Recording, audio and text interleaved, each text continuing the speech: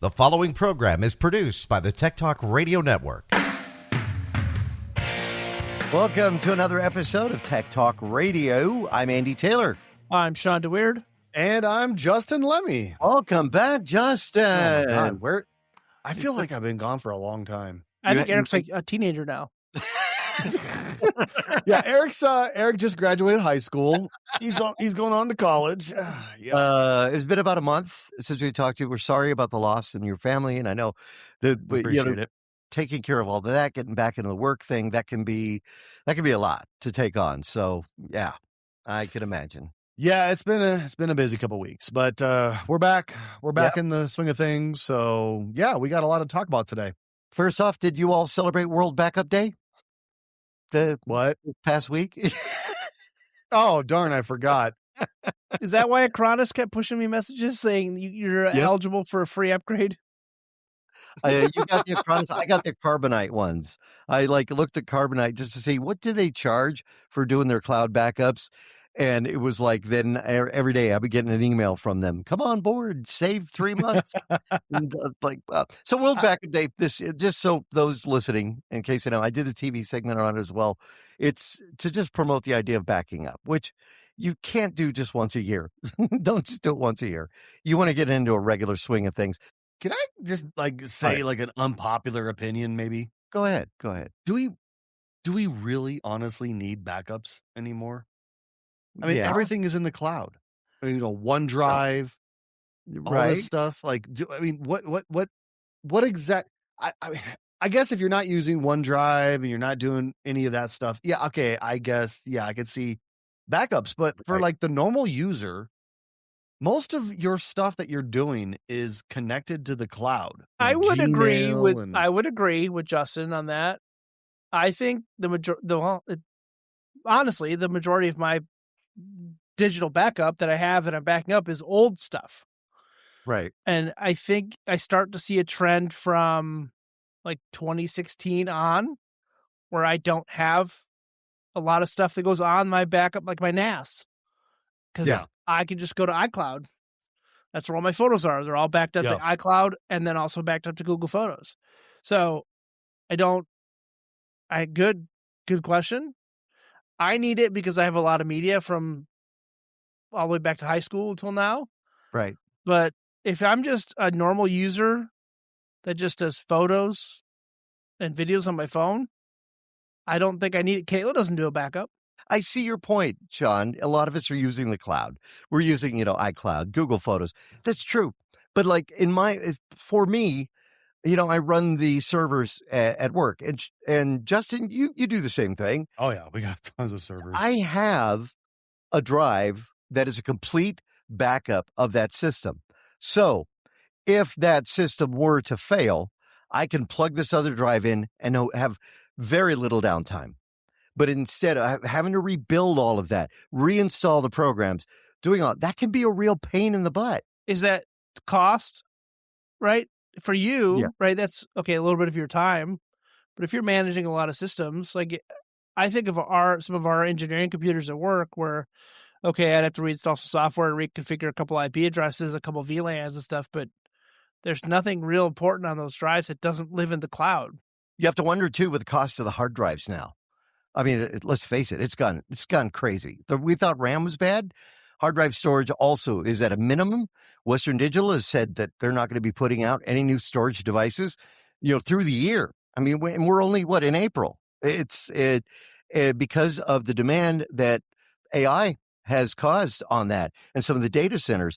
Some are going back from SSDs and VRAM to traditional spinny hard drives. World Backup Day, it does if it reminds you just to make sure you have a cloud backup, if that's the case. I'm probably starting a backup right now, just in case. Acronis is one of those that I've really liked. There's other ones that are out there in the market. I've never personally used Carbonite. And people say that's good. But do they deliver a solution that if your drive dies, you could just do a restore from Carbonite? That's what I want. Like a bit by bit type of restore. I know that Backblaze will, you can do a bit for bit upload of your drive and then they will ship you a drive. If your drive fails in your machine, they will dump it to a hard drive and mail you a drive that you can put in your machine. That's too much time. It's going to take 2 days. Is it worth, Shawn, getting a NAS? I mean, you have the. I have a Synology. You do I too, mean, Synology. I bought the Synology just for peace of mind for myself. Right, I was getting to a point where my hard drives were beginning to age. Right, I still have the drives, but they're drives that I bought in 2005, 2006, 2007. Right. And I've had media on those drives that I have from high school and college, and my first jobs out of college that I wanted to get off of that and to protect, instead of just dumping it to a 2 terabyte drive or a couple 1 terabyte drives. And so I ended up buying. I think I bought it, and we talked about it on the show. This was 4 years ago. I bought it probably, and I ended up getting a 4-bay Synology and bought 4 Western Digital 4 terabyte Reds. So my total RAID storage is 12 terabytes with a single drive failure. So I can do a single drive failure. So 4/812. Yeah. I had to do a little math in my head there. So 16 terabyte total capacity if I went RAID 0, but I'm running RAID 1, which means I can lose a single drive and have redundancy. Yeah, so, that's what I'm running right now. We got an email actually from Maria in Tucson that actually fits with this. It said, with all the talk about backing up data and files during World Backup Day, can you guys recommend a backup cloud service so I know my data is safe in the cloud? What are the downsides of cloud backups? And that's from Maria. Well, I can tell you one of the downsides of it is that a lot of your data is going to be scraped for either training AI models, or it's going to be sold to third parties for advertising purposes. Oh, wow. That's kind of scary. That's one of it. That's why it's so cheap. The other downside is file transfer speeds, right? So let's say you've got 800 gigs of stuff that you want to back up. Well, how good's your internet? Right? If you want it up there, you either got to commit a lot of time and bandwidth, and then how fast do you want it back? Say you lose your hard drive and you need an important thing off of it immediately, and you go to your cloud backup, and it's like, all right, here you need that 6 gigabyte file. I mean, today in these days it's not that bad, but if you needed all of the data, depending on how much data you have, you're limited to your internet bandwidth, right? So I think that's the downside. The upsides, right, are it's accessible anywhere you have internet. You can share files from it if it's a actual file share backup versus just like a bit for bit backup. I know that I use Google Photos and Google Drive. Yeah, same here. Yeah. Now, have you heard about this new thing about they're talking about with the what is it? D-Google? D-Google? What is that? It's a whole subreddit thing, and it's kind of becoming a movement actually. Well, it's not even necessarily just about Google. It's about these big tech companies in general. Right. But they call it D-Google. And it's talking about ways of getting rid of the big tech companies. Starting with, first off, obviously don't use Facebook, Instagram, anything Meta. Don't use any of that. Right. Don't get a what do they call it? The Pixel phones that I have, I got one too. Because Google is tracking every single thing you do. Yeah. It doesn't really matter though, because even if you're on Samsung or whatever, even if you're on Apple, I'll get to Apple in a second. People are talking about ways of self-hosting things, and people have, especially with like Google Photos. Right. We were just talking about Synology.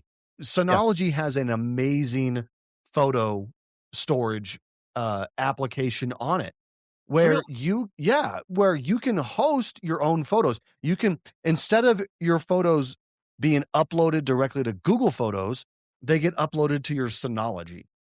So therefore you don't have to worry about Google scraping your photos and knowing everything about you or whatever. Have you ever have you ever gone to Google Photos and there's like there's a category in the menu called people. And if you click on people, it will show you headshots of every single person in any one of your photos. You can click on that person and it will show you every single photo that contains that person. Now they say they're doing it to make it easy. Here's a picture of Gloria, or here's a picture of your grandkid or whatever, and it say, "Oh, I want to see all the pictures of my grandkids." Boom, and then they come up. For my grandma's 90th birthday, I was able to use Google Photos because I have all of my grandparents' stuff scanned in from the 50s forward. It was able to categorize my grandma's face throughout all the pictures I had scanned in and put it into one album. Even back to I'd put them all in. Yeah, so she looks fairly similar. So, but it was able to identify her, and then you could add multiple people. So if it didn't really find her in some of the older pictures, I could then target an older picture and say, this is also Carol Hoke. Put these photos in here also. And it was able to sort through it in a matter of, it actually took quite a while, but it was able to sort through and give me an album of just my grandpa's pictures that I could then put them together in a slideshow, download them, whatever. So Google Photos does do that, and they do a good job. And again, I'm not even getting to Apple yet, and I'm actually going to talk positive about Apple for once. So stay tuned for that because that's never happened. But Synology does the same thing. Yeah. They'll do that. I mean, there is AI aspects built into the Synology aspect of it where it will, okay, hey, I'm looking for a photo of this person, and you give it the photo, and then it will say, okay, I'm going to search all your photos for this facial structure, right? And I'm going to find these photos. But the same thing goes Google. Apple Photos does the same thing. They are really good about finding photos of a particular person, but again, it's all AI, and everything you upload. I'm gonna stop talking here. I'm gonna say one last thing. If you are not paying for the product, you are the product.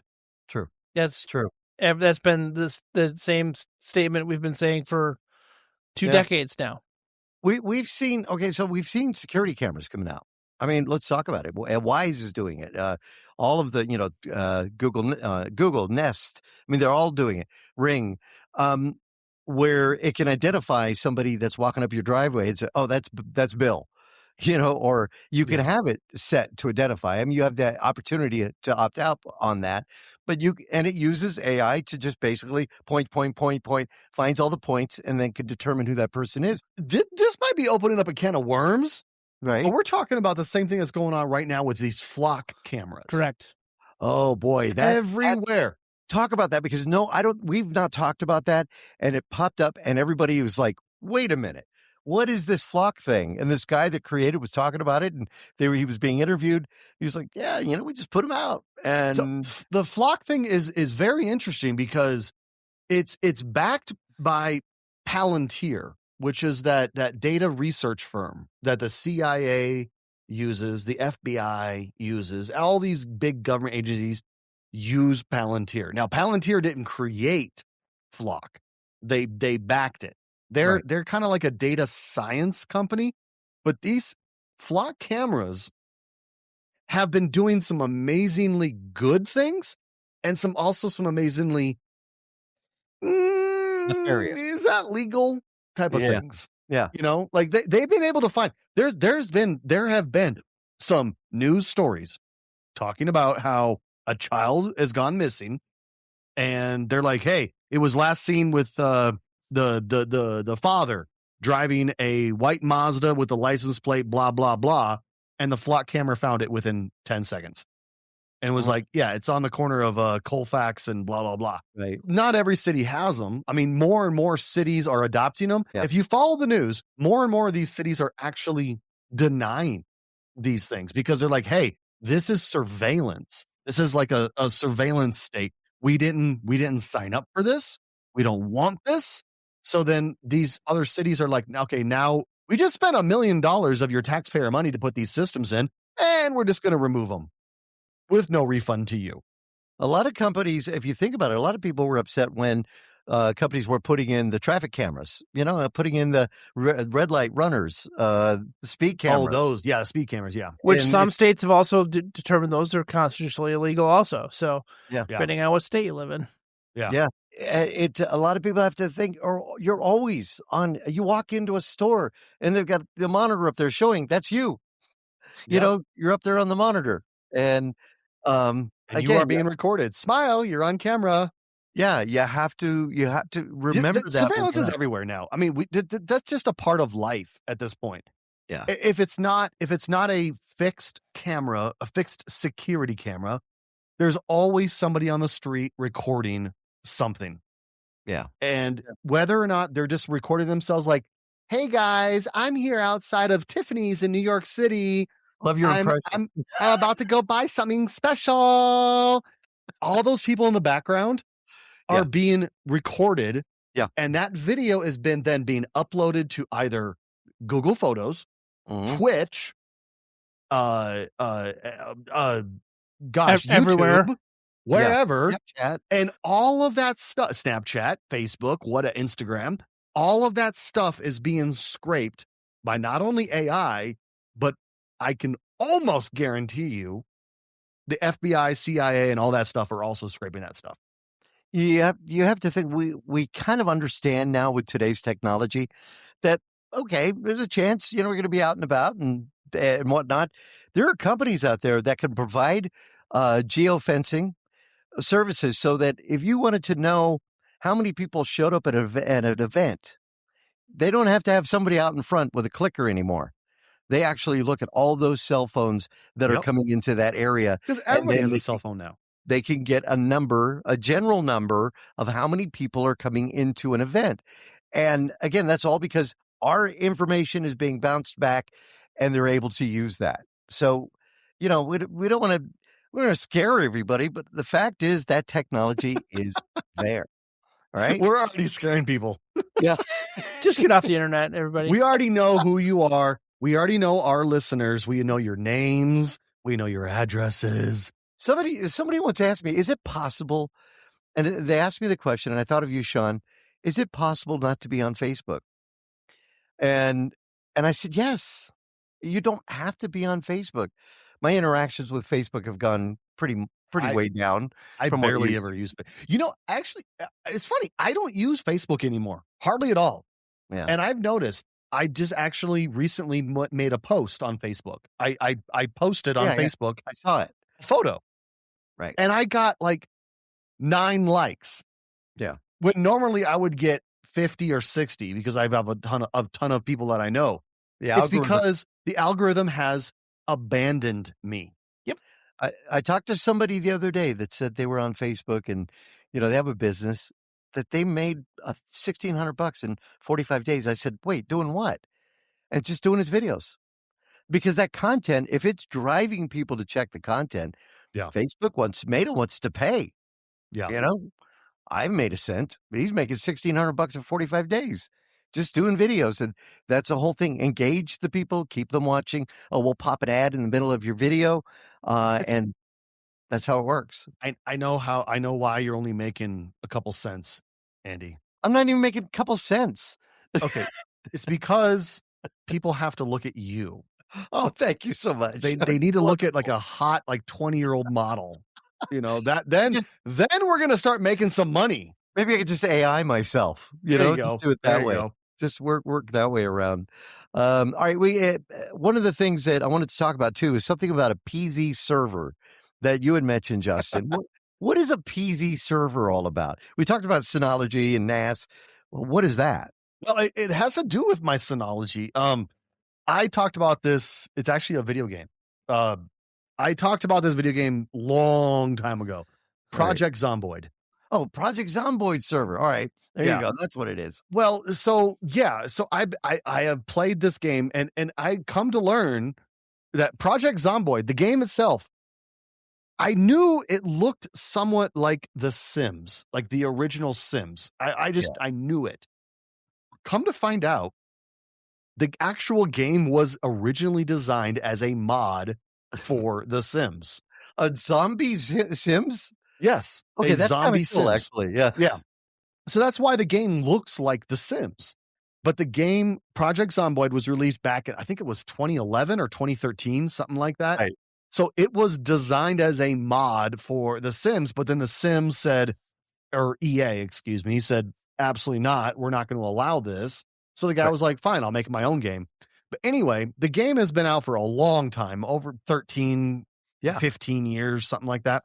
I decided I wanted to host my own server because I wanted to be able to play with friends, but I can't because the game wasn't ready for that. But now it is. So you've got a server now, a Project Zomboid server. Yes and no. All right. I originally tried to set it up on my Synology. Now, Synology does have the ability to use Docker. Docker is kind of like a virtual machine. Like you can create a virtual machine. So I set up a Docker container for Project Zomboid. Now, I had no idea how to do this. I had no idea how to use Docker. I'm an IT guy. I don't know Docker. But what I do know is how to use AI. So I turned to Grok and I said, look, hey, Grok, I have a Synology. I want to set up a Project Zomboid server. Here's the GitHub for it.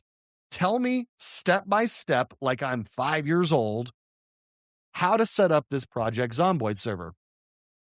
The first line that Grok responded with, okay there, little buddy, we're going to get started. And I'm like, let me rephrase that. Tell me like I'm 15 years old, not 5. Like he was talking to me like I was a child. Yeah. Like I was like, okay there, little buddy, we're going to set up a server. Do you know what a server is? Like AI. So AI walked you through the process of getting it started? AI walked me through the process. But here's the thing. I kept getting errors. Every time I would try to start the server, something would fail on the Synology. And I'm like, hey, it's not happening. And I would send Grok screenshots. And I'm like, what are these errors? What do these errors mean? And it was like, okay, try this. And I would try it. Boom, error. Okay, try this. Boom, error. I got to the point where I almost got it started. Like the server was like showing signs of life. And I'm like, oh my God, I'm almost there. But there's this little other error that I need to figure out. And I went to Grok and I'm like, okay, I've got it running. Now there's this little error. What do I do? And I hit enter. Right. Grok's response, sorry, you've reached your limit.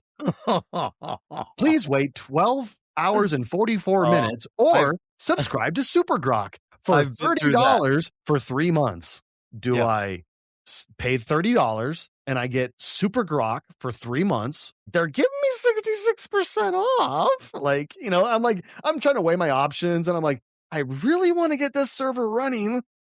Okay, fine. So I paid the money, got Super Grok, hit the error and is like, oh, that error. Oh, yeah. Project Zomboid can't run on Synology. Oh, are you kidding me? Oh, man. It couldn't have told you that 4 hours before. Yeah, 4 hours. No, more than 4 hours. Like 7 hours of work. And it was like, yeah, Project Zomboid is not really designed for Synology. I'm like, you couldn't bleep and tell me this 4 hours ago? I was like, let me talk to your manager. I literally said that. Let me talk to your manager. And Grok responded, okay, hold on, please. ... Hello, this is Grok's manager. How can I help you? You're kidding me. It seems like Grok has an attitude, kind of. Oh, it totally does. It was trolling me. It was totally trolling me. He's like, hello, this is Grok's manager. How can I help you? That's so funny. So what are you going to do now? Are you going to put it on something else? I went ahead, I bit the bullet, and I just rented a server. It's $6 a month. Really? For 4 people.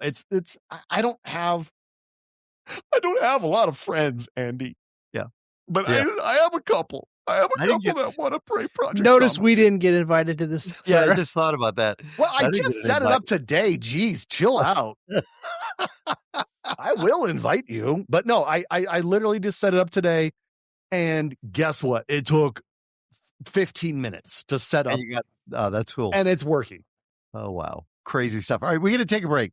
Come back. Listener questions, updates on technology. We'll have that and more with Tech Talk Radio. I'm Andy Taylor. I'm Shawn DeWeerd. And I'm Justin Lemme. Find us on the web at techtalkradio.com. We'll be right back. And now, back to Tech Talk Radio. All right, we have a listener question from Richard in Sahuarita. He says, Sahuarita. It's Sahuarita. Okay, whatever, dude. I don't live there anymore. Sahuarita. Yeah, there you go. He says, hi, guys. I love listening to the show on KGVY. However, I'm changing jobs and moving to Dallas. Oh, man. Sorry. I'm wanting to set up internet service with Spectrum. However, it seems like fiber is also available, and it seems a bit cheaper than cable internet. Is fiber worth it over the cable companies? I will still listen to your shows online after I move from Sahuarita. Good job. That one from Richard. Yeah, that's one from Richard. You have fiber, don't you? I do have fiber. And I swear to God, fiber is miles above cable. Now, Right. one main reason, when you have fiber, more often than not, and I can't say guaranteed, but more often than not, your fiber circuit is a dedicated circuit to you. Yes. Which means you are they don't guarantee ever, but you're more often than not guaranteed a particular set of services, whether it be, download and upload. So let's say, for example, you subscribe to the 1 gig internet service, which means you're going to get 1 gig download, 1 gig upload. All right. With cable, they'll tell you, oh yeah, we offer 1 gig. They don't specify 1 gig up or 1 gig down, because more often than not, you'll get better download and you'll get really crummy upload. Okay. Because, and also with cable, you're sharing that circuit with everybody in your neighborhood. Now, I think part of the problem with a lot of people when it comes to the cable company, they'll get the internet and then they'll get the cable. So they get the services like, a box, and then they pay extra for that to watch, to watch content, whether it be history or Discovery or TLC or Hallmark, whatever. Dude, not everybody watches the same stuff you do. But I mean, they get that with it. If they're getting fiber, they don't get that. They can then get a Roku.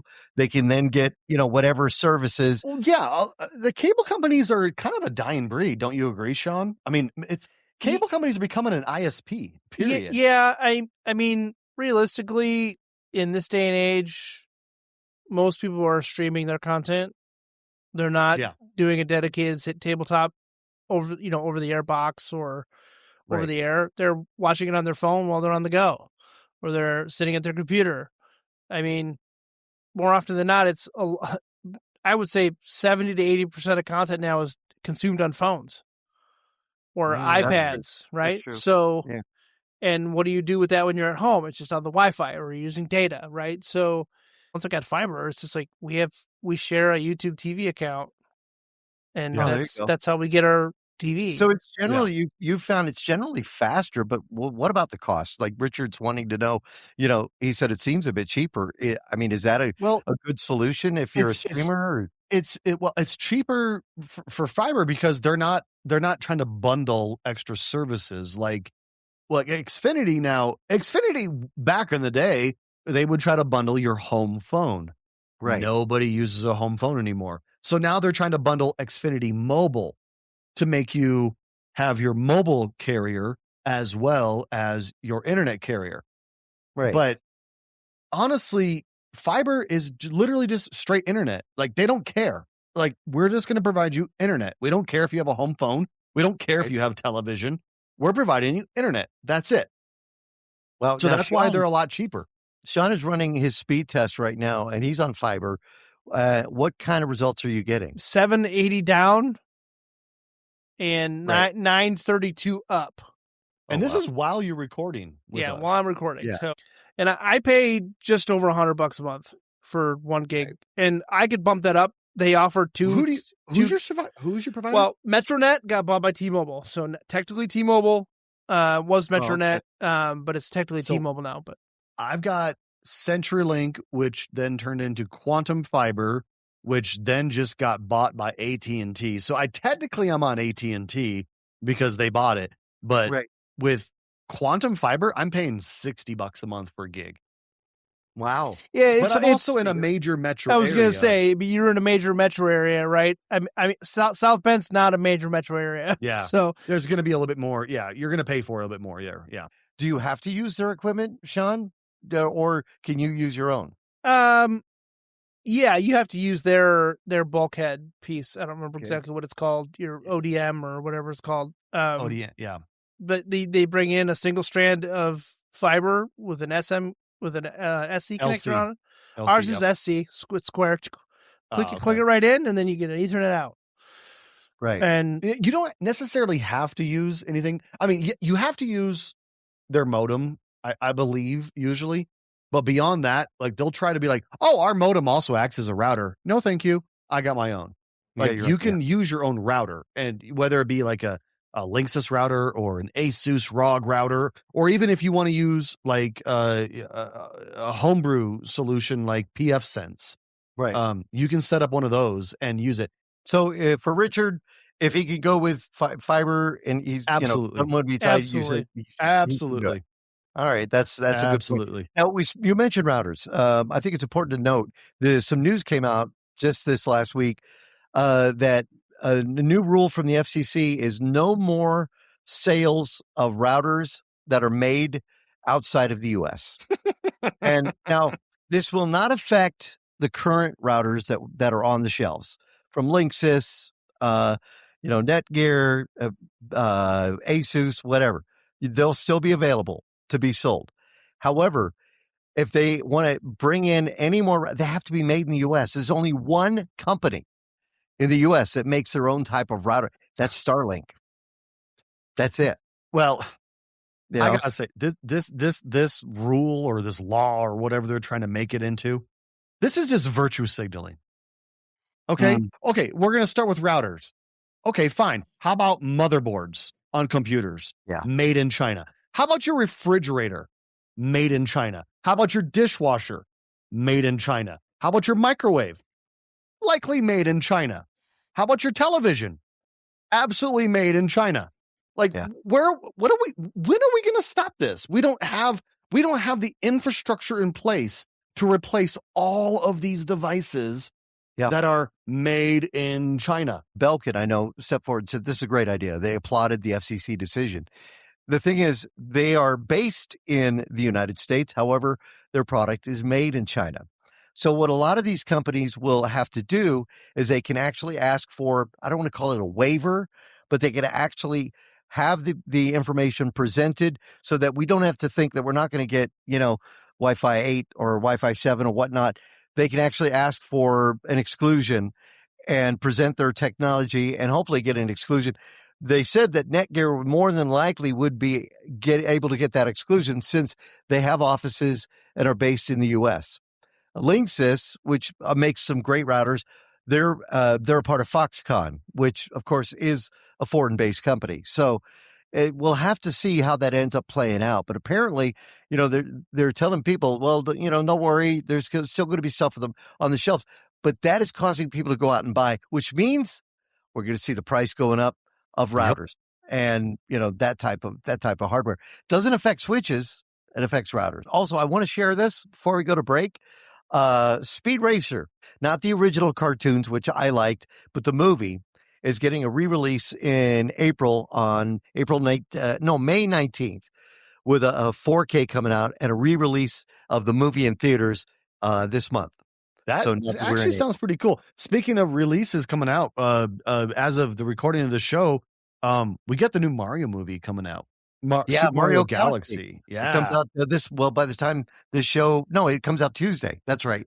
Yeah, Tuesday. Yeah. So I'm going to take my kid to it. Yeah, but that should be a good show. I think I was not a big fan. I mean, honestly, when I went into the original Mario movie, I was like, I did not have high hopes because of the past Mario movies. But that was actually really, really good. And it broke so many records. I'm excited to see what they do with Super Mario Galaxy now. Yeah, it's going to be good. All right, we're going to take a break, come back. Actually, we're going to talk with the CEO of a company called GrandPad. They make a tablet that is geared at seniors. I thought this is important. We talked with Scott Lean, the That's an original amazing name. co-founder and former CEO of the company some years ago, back in 2020. And they've come a long way. They've got some new added features to it, and of course some different structures. So we're going to talk with the CEO of GrandPad about what they can deliver to you if you're looking for an easier way to use online services, play some games, and do it all on a tablet. We'll be back with more of Tech Talk Radio. I'm Andy Taylor. I'm Shawn DeWeerd. And I'm Justin Lemme. Send us an X at Tech Talk Radio. We'll be right back. Now, back to Tech Talk Radio. Well, not that long ago, I was talking with a good friend of mine who lives here in Green Valley. It was telling me that his computer had died, and he was looking for an alternate source. And he said that his son was thinking about getting him a tablet. And I said, right away, why doesn't your son get you a GrandPad? And this gentleman is in his mid-80s, and he asked me, he said, well, what's GrandPad? I said, GrandPad is a gateway to making technology easier for you. And he's not too tech savvy, so I thought this would be great. And I remembered that about 6 years ago, we talked with the CEO at the time for GrandPad about, what they were doing and how they were changing the market. And they've come a long way in 6 years. And we're happy to have with us on the line the acting CEO of GrandPad, Julie Ament Grant, who's with us. Julie, it's great to see you. Thanks for coming on. Oh, my gosh, Andy. It's so great to be with you today. Thanks for inviting us. GrandPad has come a long way from its original idea, which I believe was what back in 2014. Yeah. But what is GrandPad? Well, it's a safe and secure tablet. And I think many times people look at it and say, oh, gosh, it's like an iPad, right? And certainly it is a tablet, but really it goes one step further. It was really designed with older adults in mind. And so while it is a tablet and it's easy to use, it really thought about, how would someone that maybe hasn't had much experience with technology, how would they think about using a piece of technology? How would it enhance their life? I think so many times technology is designed for technology's sake. And in this case, it was really designed to enhance the self-esteem of someone and really connect them with their loved ones. And so it's safe and secure, easy to use, and it's very, very intuitive. In fact, before we release anything on the GrandPad, we put it in front of our Grand Advisors. This is a group of individuals that I think our youngest is 78 years old, and our oldest was 106. And we put new features in front of them. And what they do is they tell us how they would use the feature. And so as an example, when you scroll through the GrandPad, it scrolls left to right like you would read a book. And many of our devices scroll vertically. And so they said, well, you don't read a book that way. Why would you scroll that way? And so the beauty of putting it in front of individuals that actually use it is they give you real feedback. You'll hear businesses say it all the time. You got to listen to your customer. And we truly do. It's one of the core principles of our company. When you go and buy a tablet in the marketplace, a regular tablet, whether it be an iPad or, the Samsung device, you have to start weeding through stuff and find, okay, I got to find this, how to do this. With GrandPad setup is super easy. Getting to know what's available on the GrandPad is super easy. But it doesn't just say, here's games and here's a way to look at photos. It has a way to communicate with your loved ones as well. I mean, it really kind of the GrandPad sets it apart from the others because of its ease of use, isn't it? Yeah, it's a great point, Andy. I think one of the additional design principles was that a 90-year-old could open the box, and there's a couple of key features there. I mean, there isn't tape on the box, there aren't the twist ties, and that was all intentional by design. I mean, as people age, dexterity becomes a challenge, and we didn't want older adults to have to try to cut something and potentially hurt themselves. So really the intent is a 90-year-old could open the box and use the product in 90 seconds. It comes ready to use out of the box. It is Wi-Fi enabled, so you open it up and the features are all there. It's already set up. And again, that's all done behind the scenes. So when it ships to the end user, it's set up. And it's set up with that safe and secure network. So we typically try to get the family involved beforehand. So there might be, family images there, because sometimes the older adult is intimidated by that piece of technology. But if you make it easy and meet them where they're at, and I think, again, that was one of the things that was really important to us, is we want this technology to be less about technology and the ability, just like we are, Andy, communicating, and more about the conversation and the connection. And so there are many features on the GrandPad, but that can be customized to the individual. So, I remember one day we've got a internal testimonial channel where our agents can post things that people say. And there was this wonderful testimonial from the actual user. She was 97 years old, in the Boston area, and she wanted to get the newspaper on her GrandPad, and her family thought that maybe she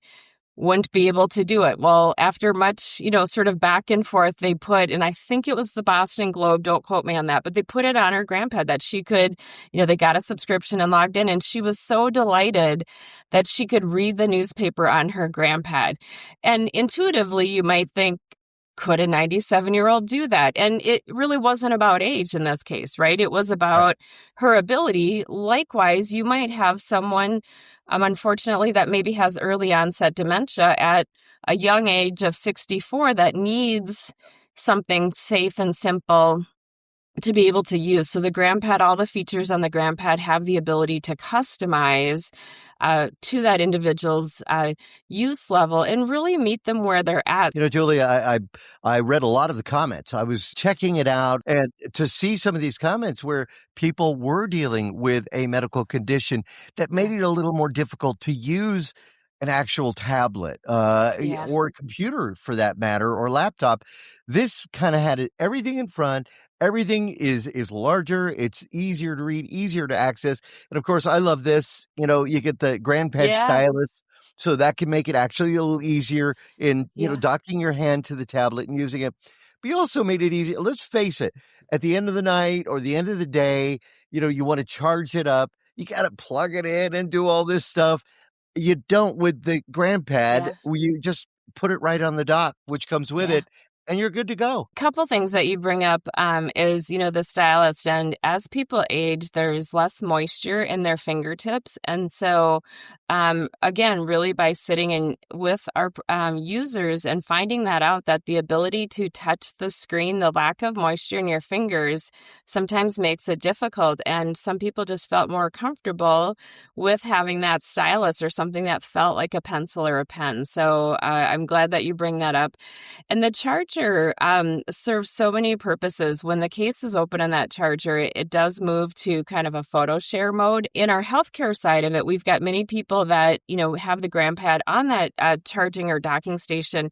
And we'll also do a video call. Again, you can do it with family, but also it serves that purpose for telehealth. We have many people in our healthcare space and or even with our B2C side of it, where they're using it to connect with a physician or nurse to conduct a telehealth visit. So this is a great option for people that need that as well. You just kind of touched upon something, and I want to mention that. So family members can, when you have it's kind of like you have this device, family members can also connect to interact with that person on the device. So say if I go out and I take photo with the kids and I upload them to my GrandPad, then it's going to allow the family to see those photos. Yeah. Great point. So we have a free companion app that the family gets connected. And so again, it's very safe and secure. There's a family administrator for each account. And in some cases, the older adult can be their own family administrator if they want, depending upon the situation. But they then control who can be in the network. And that does a couple things. One, as you just described, they can invite others in via the app. And so then those individuals can share photos. They can make and take phone calls as well as video calls. They also can play games with the individuals. We have multiplayer games, so we can play checkers. We can, have family tournaments that way, which is very fun. And we also have multi-way video calling through the app itself, or you can also use Zoom. We're constantly warned, Julie, about the internet and the dangers of connecting to this. Yeah. And again, you mentioned something very important, the kind of the ability to have and be within that private network, that you don't really have to worry too much about, these outsiders getting into your system. Because the GrandPad is a safe and secure network, meaning that the family administrator decides who can call that GrandPad, you do not receive any calls from anybody outside of the network. And, I can't stress that enough. I'm fortunate enough to have both my parents and my in-laws still living. And every time I talk to them with their regular, I'll say landline phone, they are receiving multiple calls a day from, different entities claiming to be something. And as much as you warn parents and loved ones to say, don't take that call, they're becoming more and more sophisticated. We're so proud of the GrandPad network for really thinking about those loved ones that, hey, this is a way to keep them safe and secure in a protected network. Now, one of the newer features that I saw in there, and I thought this is kind of cool, is Grandy Chat. Tell us about this. Grandy Chat does have AI behind it, but very, very carefully and thoughtfully designed. And so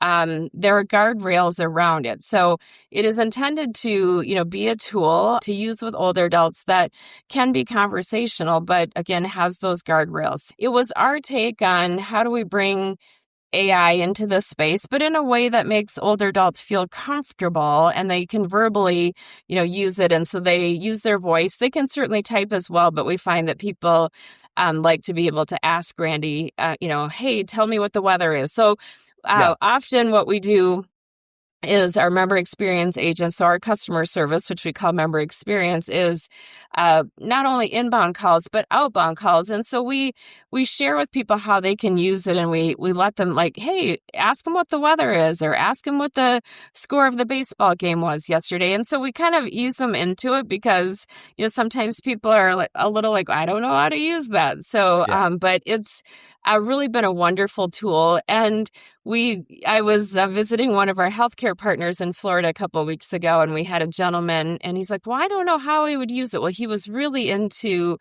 World War II airplanes. And so we asked it a question about a World War II airplane. And oh my gosh, to see the joy on his face about that particular answer.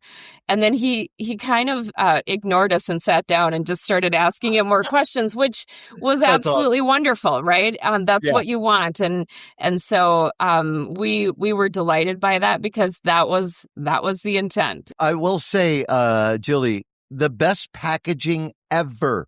I'm not kidding you. As I went through the current GrandPad, I was like, wow, this is the best presentation ever. And I know this isn't just, for me in the media taking a look at this, a good welcoming, the email address that is can be issued for a user to be able to interact, and easily laid out graphics to show this is what your experience can be like. I've got to applaud you on that because, again, as a consumer and an older consumer, customer service is number one. And I think a lot of us older adults, we appreciate that. And that's exactly what GrandPad does. It didn't just say, here's a tablet in a wrapper, open it up, plug it in and go. This is something a little more of a personal experience, and I really do like that. I'm hoping if they haven't checked it out yet, they check it out. If they think it's something for, a loved one, a senior adult, this is really a phenomenal piece of technology, and you've done some great stuff with it. It's always great to have a product like this and know that you're making a difference. Julie, have you got a story that you could share with us about that? A colleague I had, his this story I'll probably get a little choked up on. A colleague I had, his mother had Alzheimer's, and one day he was out and about, and he gets a call, and it's from his mother. It was through the GrandPad, and he assumed his sister was with his mother. She was in a nursing facility, and so he answered, and it was actually his mother, and he was like, Mom, are you okay? And she said, yeah, Mark, I'm okay.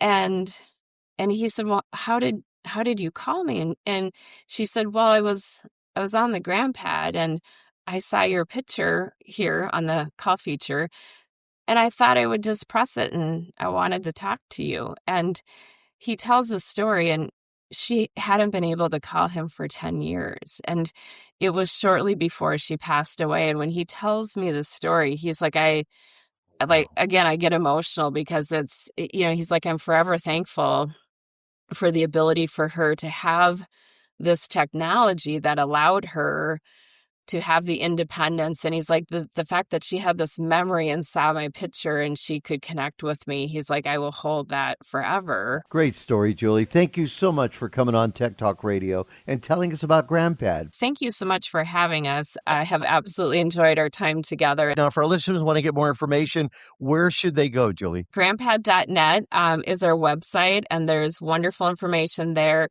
We also have, our phone number on our website. We've got agents always on that are happy to talk about our product as well. So visit us at grandpad.net. Again, grandpad.net. Once again, thanks for coming on. We'll be back with more of Tech Talk Radio.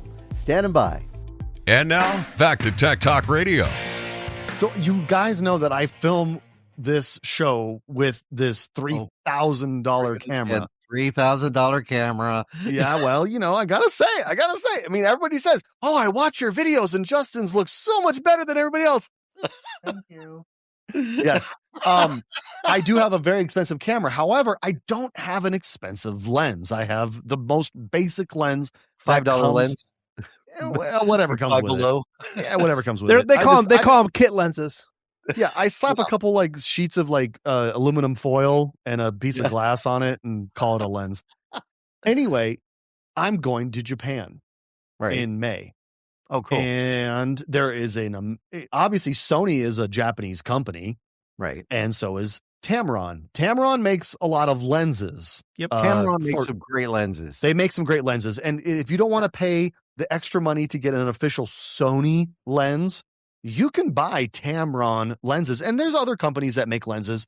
They're called E-mount lenses. And that's what fits my camera.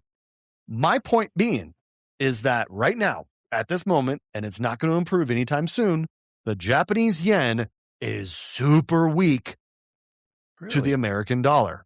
All right. So when I go to Japan in May, I am looking to buy a Tamron 35 to 150. Because I talked to a couple professional photographers in my neighborhood, and I said, look, I just want one lens that can do all around stuff. Like, I don't need a super long lens, a super macro lens for up close, a medium lens for this. Like, I'm not a professional. I want an everyday, all-in-one, great lens for everything. And every single person I talked to said the Tamron 35 millimeter to 150 millimeter. Wow. And so I said, okay.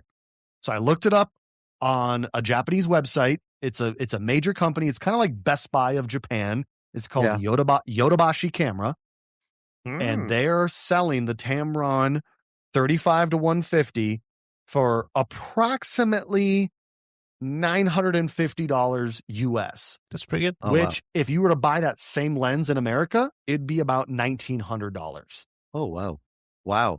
Can you borrow one so you get a look and feel for it? Is there places that rent them? I've actually asked my neighbors who are professional photographers, and I said, hey, you have one of these, right? And they're like, yeah. Because can I borrow it? And they're like, not over my dead body.